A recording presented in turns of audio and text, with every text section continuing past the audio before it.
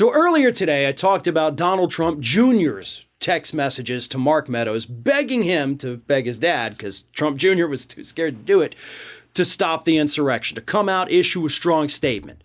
But as we all know, Jr. wasn't the only one texting Meadows.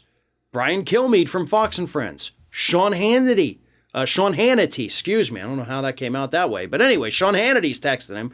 And of course, Laura Ingram from Fox News was also texting Mark Meadows, trying to get him to get Trump to stop the insurrection. But it was the Ingram texts that stood out the most to me because she accidentally laid bare why Republicans were so terrified of what was happening. Here's what she texted. Trump needs to tell people in the Capitol to go home. This is hurting all of us. He is destroying his legacy. That was the text that Laura Ingram from Fox News sent to Mark Meadows, then chief of staff to Donald J. Trump, who then was the president, during the insurrection. But it wasn't because Laura Ingram was worried about the damage these people were going to cause. Hey, for once, they weren't worried about property damage, right?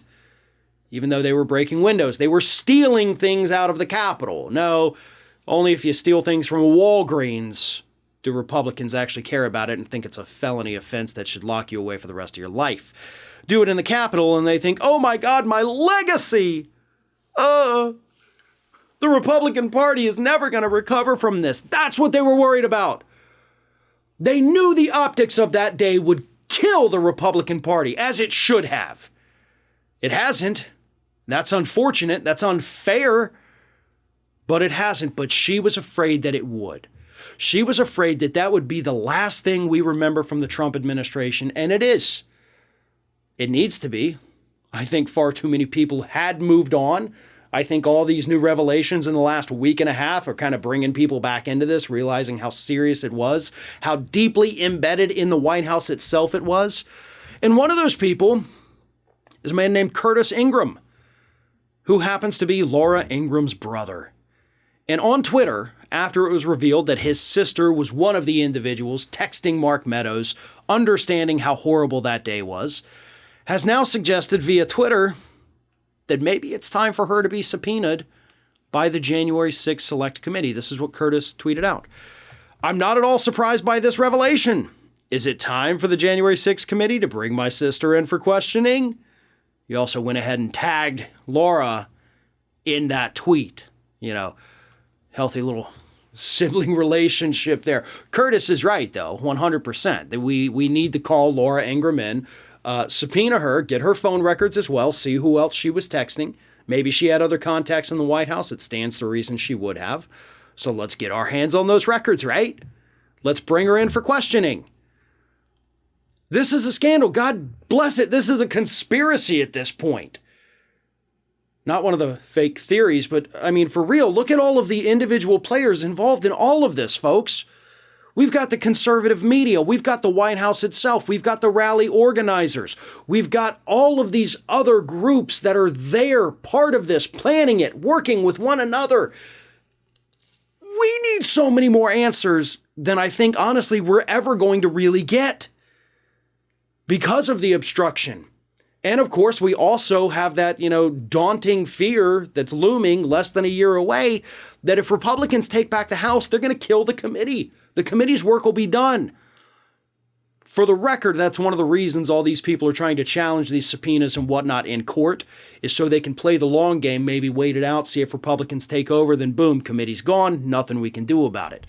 Which is also, for the record, why we need to appoint a special prosecutor now, get a grand jury going, and then we should still worry about the committee being killed, but we don't have to put all of our eggs in that basket, which is where they are now, and that's a stupid idea. Nevertheless, the Republicans who were texting Mark Meadows that day weren't worried about the insurrection. They weren't worried about the damage it was doing to democracy. They were worried about the damage it was doing to the Republican Party. They were exposed. They were vulnerable. And the American public got to see what Republicans are capable of on live TV throughout the entire event. That's what scared them. That's why they wanted it to end. And that's why, of course, later that day, after she was texting Mark Meadows, Ingram goes on her program and tries to blame Antifa for this. Nope. You own it. Your viewers, your audience, the Republican Party, the MAGA hat wearers, the constituents that Republicans have been riling up for years. Those are the people who carried it out. These Republicans clearly knew it. Ingram's text messages prove that. So where do we go from here? Grand jury, special prosecutor, hell, special prosecutors if we need multiple to handle all of this crap going on.